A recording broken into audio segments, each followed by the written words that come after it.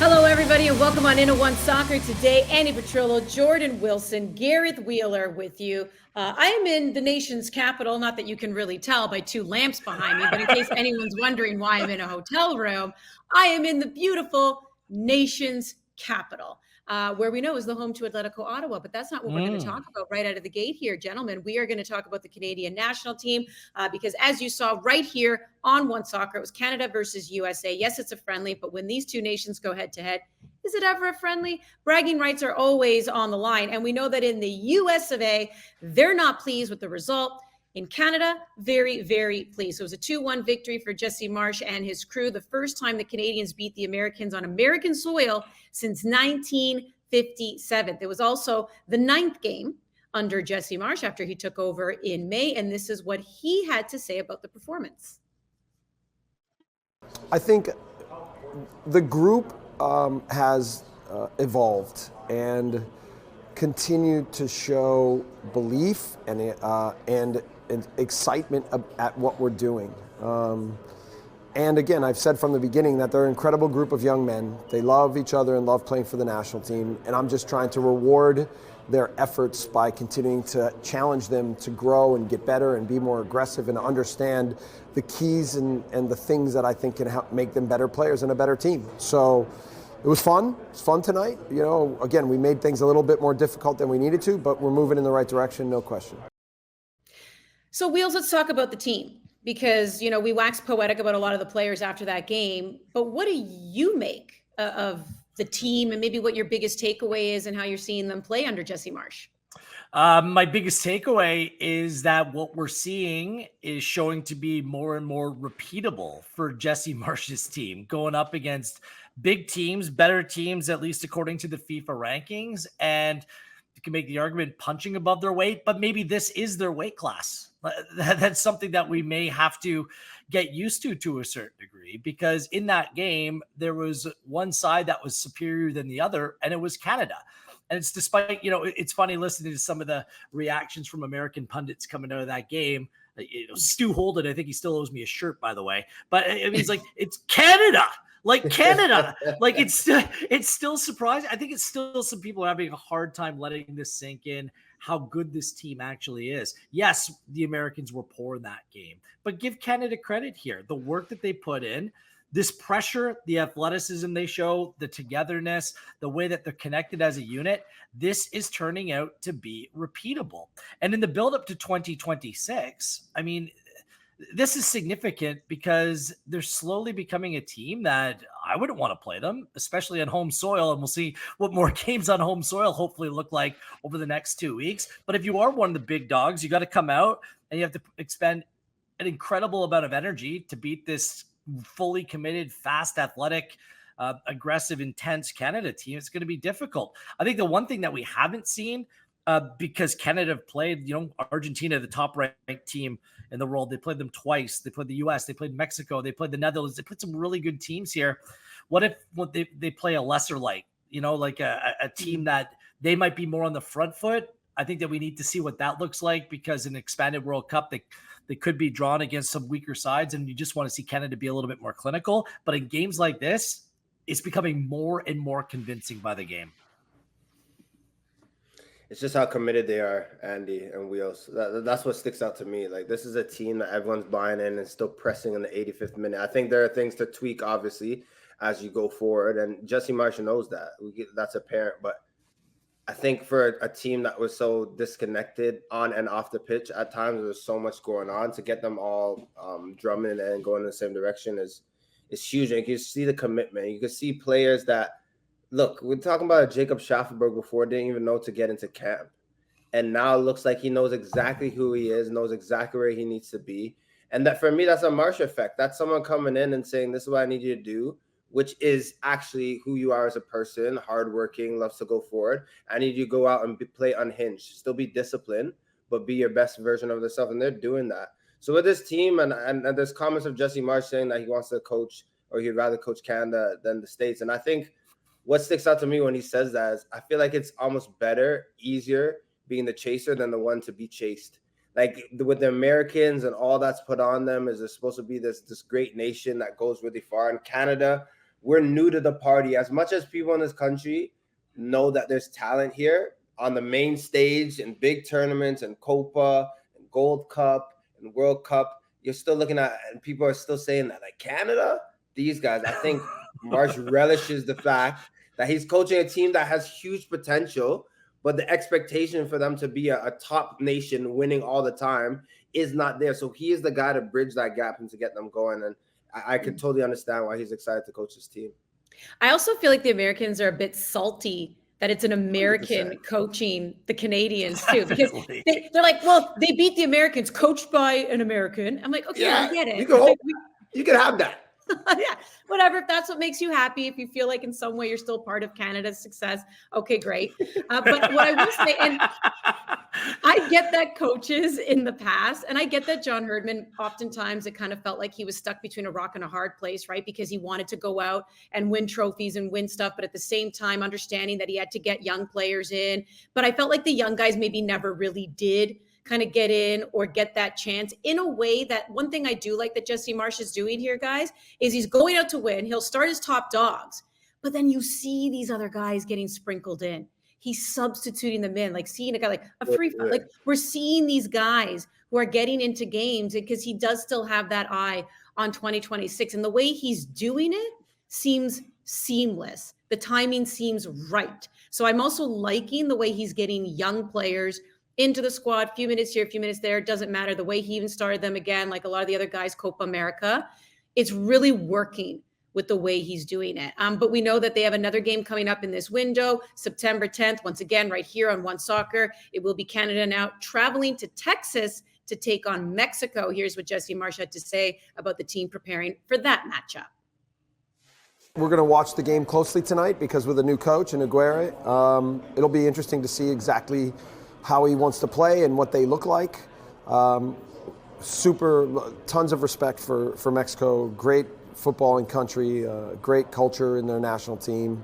And we know it'll be a big test. So we can't, I want them to enjoy the night. I gave them dinner on their own so they can go out and have a nice night. But then I told them, the only way to really capitalize on all these moments is to continue to push forward and be ready for the next match. And I'm sure they will be.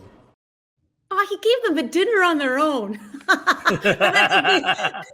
It's a big deal when you're in camp because you got to do things together. No, you always together. But and dressed up and it's a full thing. Let them go out and have dinner on their own. That matters. Let them disconnect a little bit because I think they were probably a little hurt that they didn't get to go to the Chiefs game when they were in Kansas. So he's throwing them a bone. But either way, Jordan, I mean, it's once again, it's a friendly. But these are perennial contenders, the Americans and the Mexicans in CONCACAF. So you want to go out and you want to make a statement. And we know that Mexico has struggled as well recently, of course, with the new coach as well, and Javier Aguirre. We know that they too did not look good in Copa. So what challenges, though, do you still think that they provide here against the Canadians? I think it's a great challenge playing Mexico, but the time that you're playing them right after you just played the Americans and you're the better side for the majority of the match. I think you're going to play the Mexicans when they attack, and just looking at the goals that they've scored recently, obviously beating New Zealand 3-0, but even at Copa America, when they go forward 6-7 numbers, they really commit and really want to play attacking football. But obviously on the contrary, that's fine for Canada because there aren't too many teams in CONCACAF that can counter the way Canada does. However, it's holding on now in those moments with two midfielders and how they're going to defend and what they bring. I feel confident if Canada come with the same discipline, organization, and humility, and the willingness to suffer in moments that they did in the match and run and work hard, that they can go and take Mexico. This is a time as well to just push it another meter. If you have a window and you play and beat the Americans and you're a top for a majority of the match, and then you go and play Mexico as well in Texas and you beat them, you could start feeling good. You could start feeling like the tides are turning a bit. So this is a huge moment for Canada to really get things sorted. It's also, we should remind our viewers, the first time that Canada's played Mexico since the Azteca. So it's appropriate that Sam Adekubi is being called into the team. There'll be no piles of snow in Arlington, Texas, but maybe they have some kind of surprise set up for Jerry's World on Tuesday night. Look, like if Canada go on to beat this Mexico side. And they're going to be a little bit different under Aguirre. Was a previous manager leading into the 2010 World Cup for this side. And he's the former Kyle Aaron's former manager last season at Mallorca. He is much more defensive oriented than maybe some of their recent managers of the past. So they're going to be very well organized and difficult to break down. I watched a little bit of that game against New Zealand. The one thing, the Canada press, which was so integral for their success against the United States, the U.S. were incapable of moving it out of the back. I thought that particularly on their left side of their defense, they weren't very good. Mexico Team Ream was playing for us. Ream Lund, it was just he was part Canadian that day. Oh, geez, it was. Go ahead. It was a tough watch. Like they really miss Anthony Robinson on that left side as well. Mexico are technically better, and I think they're more capable of playing through that press. So Canada might need to show some different looks, maybe come at things a little bit of a different way. But it's going to be a good test because that's what Canada kind of rode to success. And this Mexican side does play a lot slower. So we'll see what pace they play this game at and how Canada might be able to change the pace at times. This is a Mexican side as well, Andy. Like a lot of their players play in Liga MX. Like typically they'd have, a decent number of players playing abroad. There's Santi Jimenez, who leads the line, plays for Feyenoord, and he's really good for clubs, scores a lot of goals, was linked to some big clubs this summer. But for Mexico, just 4 goals and I think 32, 33 games for country. It's just, for whatever reason, it hasn't quite happened yet for the national team as well. So it's going to be a different kind of test in a pro-Mexican crowd. It was kind of alarming to maybe organizers. They played at the Rose Bowl, which is a huge stadium. There wasn't very many people there, but you expect it to be a big crowd in Arlington, Texas. So a different kind of game. And finally, just going back to back, the amount of energy that Canada put into that game, is it repeatable on that quick of a turnaround? Because it's a big ask, physically speaking, for a lot of these players to put in that kind of shift. Speaking of physically, we know that Alistair Johnson came out early in that game, replaced by Richie Larea because of a hamstring tightness. And now it appears he has been replaced in camp by Sam Adekubi, who was originally called to camp, was replaced because he was dealing with an injury. I guess he's okay. So now he's come back. We know that in that game against the United States that Derek Cornelius was also subbed out as well. Took a knock to the head, had the bandage on for a little bit, but then still came out because of that. Haven't heard anything on him. So hopefully that's okay. You always want to be very careful when it comes to the head. But yes, Sam Adekubi has been called into the squad. Not even quite sure. I mean, maybe I'll just like a little bit here. Like, I don't know, Wheels, what even kind of playing time you're predicting for Sam Adekubi, because I don't know if he's like completely fresh, if we can have that conversation of him being the left back and Alfonso being higher up, or maybe that conversation's kind of dead in the water. I don't know. But are you anticipating a lot of playing time for Sam Adekubi? Probably not a lot. They're probably going to proceed with a little bit of caution, but he did come on and play in Major League Soccer on the weekend for Vancouver Whitecaps in a 0-0 draw against FC Dallas. So if he comes on for maybe the last 15 minutes, I think that's reasonable to expect. And what I would hope at that time is to see, and I just want to see what it looks like, okay? For experiment's sake, is Davies playing in front of Adekubi. And we talk about Davies' pace with Bombito across that back line, provided, the recovery runs across the back. What about Davies and his pace going on the press and what he may be able to open up playing the Schaffelberg role? I just want to see it because we know that those two players have a really good connection down that left-hand side. One is building between Schaffelberg and Davies. It doesn't have to be from the start because I think that Marsh prefers him to play at left back, but I'd love to see Davies pressing that way with this team with all that pace along the front line. I'd love to see it. Maybe you'll get your wish. There's no secret though that Jesse Marsh wants to get his hands on Adekubi in camp. Like everyone else, you could see the strides that a Schaffelberg has made, Bombito, Cornelius, right? This is 9 matches that he's been in charge, and he's really had just a 1.5 windows with this squad and a Copa America that was extended, and they went further than most people expected, so they got more time. But Sam Adekubi, a vital part of this Canadian team, he wasn't there. And with so much potential, and when you watch Major League Soccer and you see him play and when he's fit, like how dynamic he is and what he brings, a guy like Jesse Marsh is saying, this is a piece that I need to see around the group. Granted, all these guys, they went to battle, they went to Qatar together, they know each other. But Jesse Marsh doesn't know them, all of them in that setting. Adekubi is the missing piece. So even if it's for 2 days, 3 days, 2 trainings, he wants to get him there, have his hand around his shoulder, make sure he looks at the press and how things are. But I see him coming in there 15 minutes, and there is a world where maybe he's playing that left back and you push Davies forward, and maybe Canada's already winning by a goal, and Davies says, look, this is my time to shine. But you can flirt with ideas, and that's why we're so excited to see Adekubi come into camp. So the fact that he broke our heart, then put it back together, and now he's coming in now. It's a good story, for sure. Yeah, and it's true. And I think Jesse Marsh, you're right. I think he'd love to get his hands on Adekubi because just of how integral he was even during World Cup qualifying, World Cup. Like, we just know what kind of player this guy is.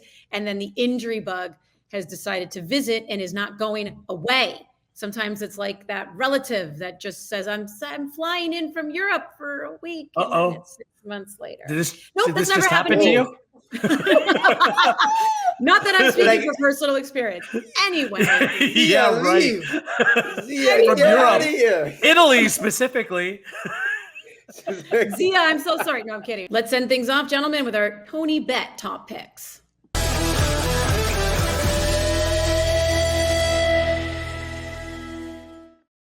I'm going to toss it on over to you, Wheels, because we do have to focus on some CONMEBOL World Cup qualifiers on Tuesday. Colombia, Argentina, Venezuela, Uruguay. What's happening? What you doing? What are you telling the people? I'm taking Colombia on the handicap in this game. Still no Lionel Messi. I know that game in the final of Copa America, Colombia were right in it. They completely ran out of steam. They ran out of gas. At the end, they'll remember that is being played in Colombia, a very difficult place to go. Look, Argentina have won 12 straight games. Like, it's just an unreal stretch of games, and obviously no Lionel Messi over the course of this window as well. Yeah, and I think that Colombia is in a decent spot here to come away with something. Whether it's a full 3 points, I'm not quite sure. Play them on the handicap. Okay. Venezuela, Uruguay. A little quick there. Do you have anything there? I like Uruguay in this game. I know they're at Venezuela.